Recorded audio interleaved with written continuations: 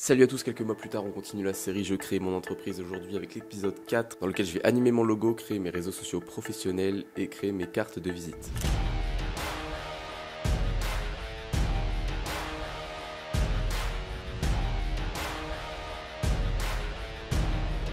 Je vous fais un petit plan du déroulé de cette vidéo. On va commencer par, comme d'habitude, recherche et inspiration pour animer mon logo. Ensuite, animation de mon logo en lui-même, mais sachant que je ne sais pas animer un logo, il va falloir que je regarde des tutos également sur After Effects. Éventuellement, avec l'animation de ce logo, faire une identité sonore, mais ça, je suis pas sûr. Ensuite, la préparation des réseaux sociaux professionnels, puis la création du compte Instagram, de la page Facebook et du compte LinkedIn. Ensuite, création de ma bannière YouTube et de mon logo, parce qu'actuellement, c'est ça, et il faut absolument que je change, parce que du coup, ça n'a plus aucun rapport avec mon entreprise, etc. Donc voilà, même si c'est YouTube, c'est pas directement lié à mon entreprise, mais ça l'est quand même plus ou moins, donc voilà, faut que je change et que je mette tout ça sur la même identité visuelle. Et on terminera cette vidéo par la création des cartes de visite qu'on va peut-être imprimer également. On perd pas de temps et on passe donc à la première étape où je vais m'inspirer des logos, un petit peu des tendances de 2021-2022 pour voir ce qui moi pourrait correspondre à mon logo.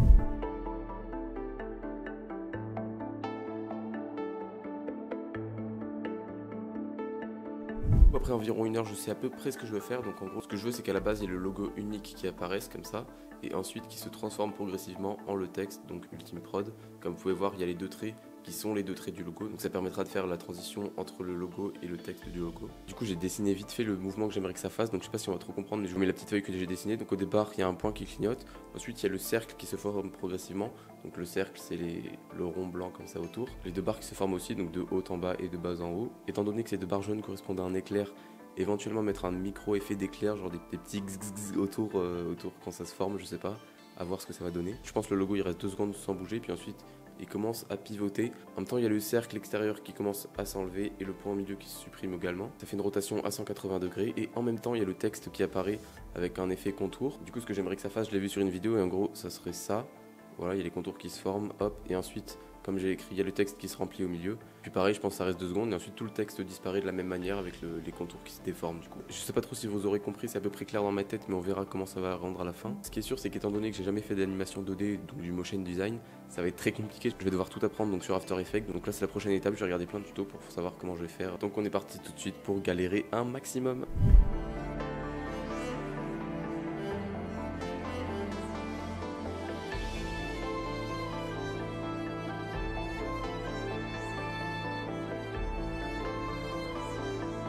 Petit update après 2-3 heures de travail, voilà où j'en suis, je vous montre tout de suite.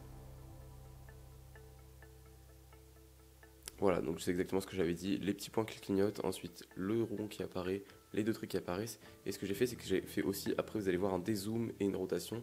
C'était pas forcément prévu, mais du coup je vous montre ce que ça donne.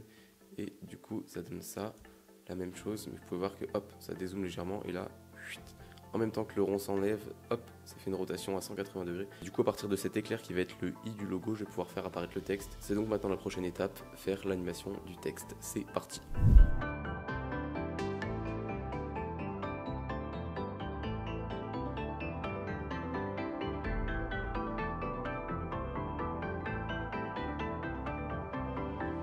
On se retrouve encore une fois après quelques heures et franchement je suis très content de mon travail. Ça y est, j'ai terminé l'animation du logo, donc je vous montre. Là c'est l'animation du texte juste. Voilà, avec la petite apparition en fondu comme ça.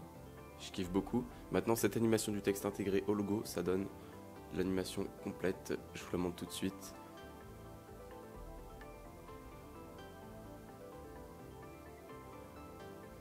Voilà, et franchement, je trouve ça vraiment super cool. C'est exactement ce que je voulais, j'ai réussi à tout faire.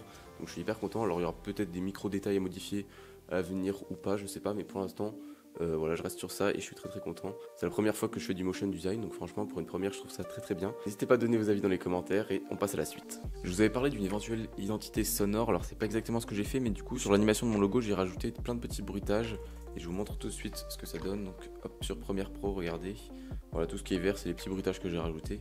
Du coup regardez ce que ça donne.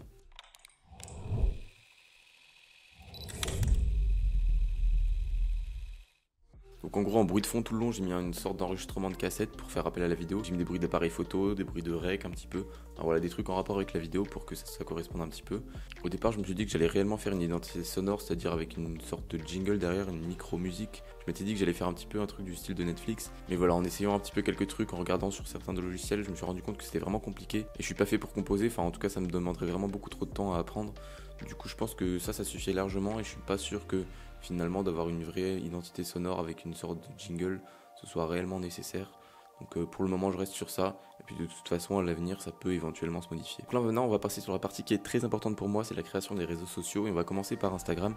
Donc là ce que j'ai envie de faire c'est donc de créer un modèle de feed. J'ai déjà quelques petites idées dans ma tête, mais en gros ce serait un feed en 3x3, donc que ça soit bien structuré, avec tout mon feed qui serait sur un fond gris foncé comme le fond de mon site web. Et à chaque fois mes réalisations professionnelles se situeraient au milieu. En gros sur mon feed il y aurait tout au centre, ce serait à chaque fois une vidéo, et sur les côtés des petites infos par exemple par rapport à la vidéo, des petites photos sur le tournage ou je sais pas, des choses comme ça. Maintenant il faut que je réfléchisse un petit peu à la structure, j'ai déjà quelques idées dans ma tête. J'avais pas prévu au départ, mais je pense que je vais quand même aller m'inspirer un petit peu pour voir ce qui a déjà été fait. Là je vous mets à l'écran quelques images du style que je pourrais adopter éventuellement, du genre un truc vraiment graphique un petit peu, vous voyez. Bref, au travail.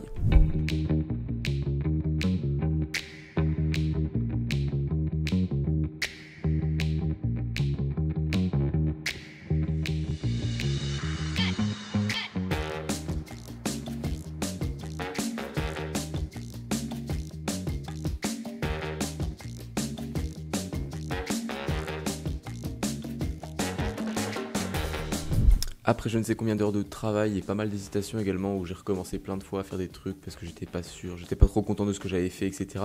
Je vais vous montrer la structure de mon feed Instagram professionnel. Juste avant de vous montrer, j'espère que vous aurez remarqué la différence de qualité d'image, parce que là on a vraiment level up en termes de matos entre temps. Voilà les 8 premiers posts de mon feed Instagram. Donc en gros on va commencer par une petite ligne où je me présente, donc dans la description des posts sur une petite présentation de qui je suis et de ce que je fais. Ici à droite, vidéaste, photographe, et à gauche, télépilote de drone. Au centre, mon logo, et ce sera une vidéo de l'animation de mon logo sur Instagram. Ensuite, pour la deuxième ligne, j'ai fait 3 mock-ups. Donc en fait, des mock-ups, c'est des modèles 3D que l'on adapte avec nos designs à nous. Ici, j'ai mis une image pour montrer que j'ai un site internet. Ici, c'est pour montrer une carte de visite. Et ici, c'est pour montrer que mon site est aussi disponible sur téléphone. Et ensuite, du coup, pour les posts de mes vidéos professionnelles, donc à chaque fois, au milieu, il y aura la vidéo en question ou un extrait de la vidéo. Ensuite, à droite et à gauche, quelques photos qui reprennent des images de la vidéo en question.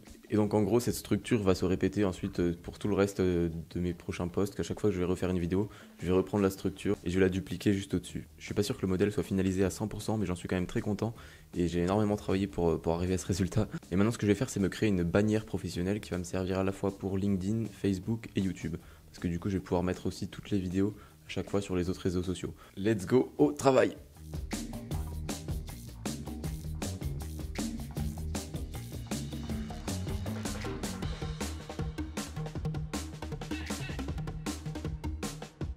Ok, là je viens de faire la bannière pour ma chaîne YouTube Pro. Alors en fait ce sera pas une chaîne pour faire des vues ou quoi que ce soit, hein. C'est juste une chaîne pour que je puisse mettre mes créations, donc mes vidéos professionnelles. Voilà la bannière, donc comme vous pouvez voir, les deux grandes lignes horizontales c'est pour montrer la délimitation de la bannière du coup. Ici la ligne qui est là c'est la limite de la bannière mobile, ici c'est tablette et ici c'est ordinateur. Et en gros le grand écran on le voit que sur une télé. Mais bref, du coup j'ai repris un peu des trucs que j'avais fait sur mon feed Insta.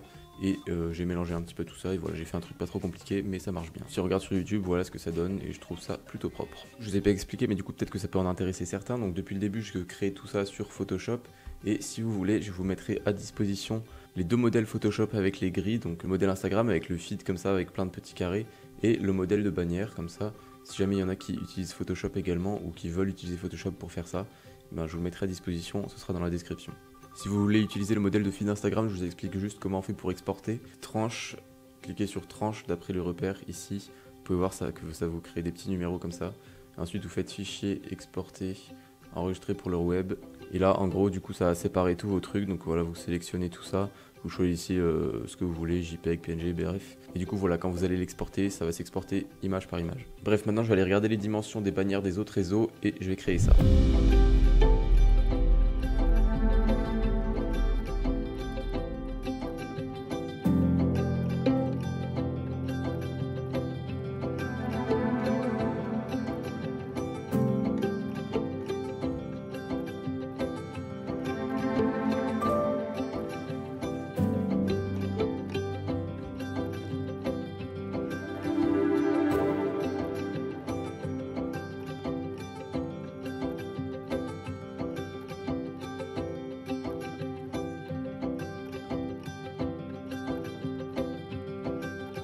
Bon du coup après quelques jours et un travail d'acharné, je vais vous montrer tout ce que j'ai fait depuis.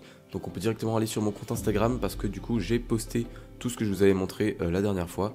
Donc vous pouvez voir que ça commence à faire un feed assez propre et j'ai déjà 70 personnes qui sont allées me suivre, donc ça fait plaisir. Si vous voulez suivre un de mes réseaux sociaux professionnels, c'est principalement sur le compte Instagram qu'il faut aller, donc voilà, n'hésitez pas à y aller à la fin de cette vidéo. Et ici bien sûr aussi vous pouvez aller suivre du coup ma chaîne YouTube professionnelle, comme ça vous pouvez aller voir les vidéos complètes et pour l'instant il y a 2 vidéos qui sont sorties. Bien sûr à chaque fois vous aurez tous les liens dans la description pour ma chaîne YouTube, mon compte Insta, etc.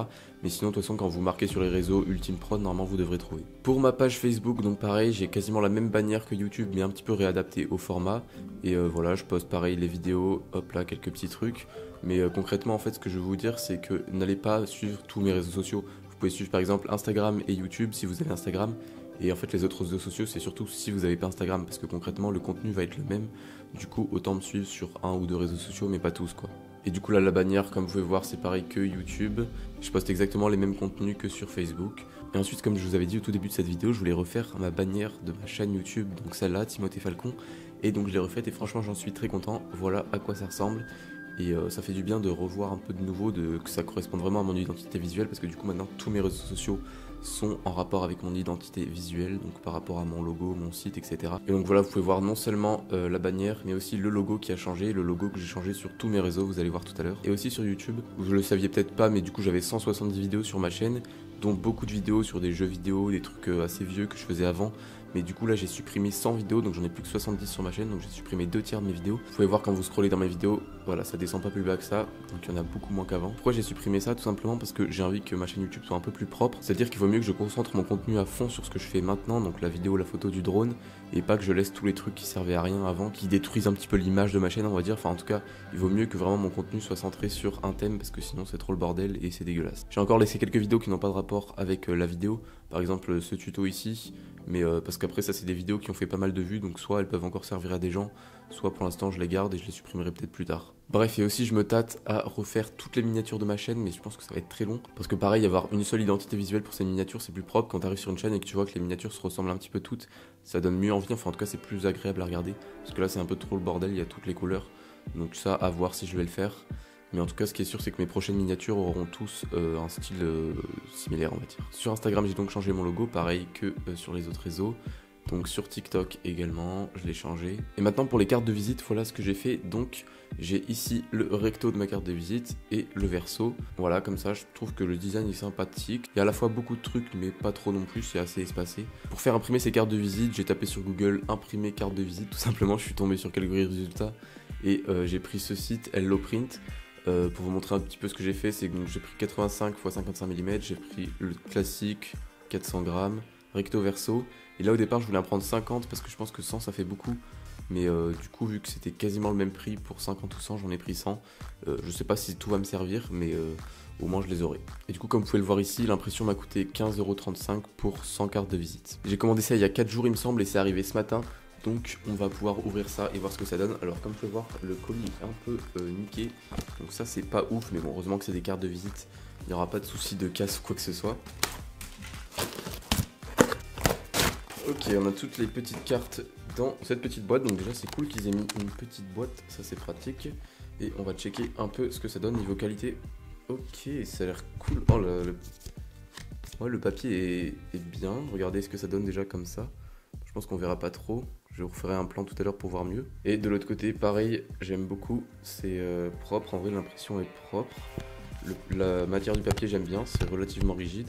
Franchement, j'ai pris le truc le plus basique et ça rend super bien, j'aime trop. Pour vous dire, c'est la première fois que je vois mon logo imprimé. Franchement, ça fait plaisir. C'est là que je vois que mon entreprise existe vraiment et ça fait plaisir à voir. Donc voilà, c'est cool. Maintenant, j'ai donc tout ça de cartes.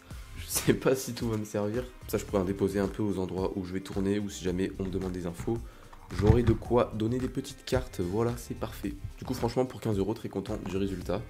Ça fait plaisir. Et dernier truc que j'avais pas annoncé au début de cette vidéo, mais que je voulais faire, c'est des petites animations pour, par exemple, mes réseaux sociaux. Donc j'ai créé cette animation pour vous dire d'aller sur mon compte Instagram et mon compte TikTok. J'ai également créé cette animation afin de vous dire de vous abonner à cette chaîne et d'activer la cloche parce que c'est très important. C'est des petites animations toutes cons, mais franchement, c'est bien de les avoir, qu'ils soient appropriés à mon identité visuelle. Et c'est quand même long à faire parce que voilà, c'est fait avec After Effects. Tout est fait à la main, manuellement quoi. Et enfin j'ai fait cette dernière animation que je kiffe beaucoup, c'est pour vous dire d'aller liker cette vidéo parce qu'encore une fois c'est important de liker pour l'algorithme et puis même pour moi ça me fait plaisir. Bref, on en arrive à la fin de cette vidéo qui encore une fois m'aura demandé je ne sais pas combien de jours de travail. J'ai dû commencer cette vidéo il y a 3 semaines ou 1 mois quasiment, mais franchement je suis content de mon travail, j'ai vraiment fait des trucs cool et propres et c'était vraiment essentiel de faire ça, donc j'en suis bien content. C'est possible que cette vidéo soit la dernière de la série Je crée mon entreprise, j'en suis pas sûr à 100%, mais si jamais c'est le cas, j'espère que cette petite série en aura intéressé certains et que ça vous aura aussi appris un petit peu des choses. Et voilà, sur ce, je vous dis ciao.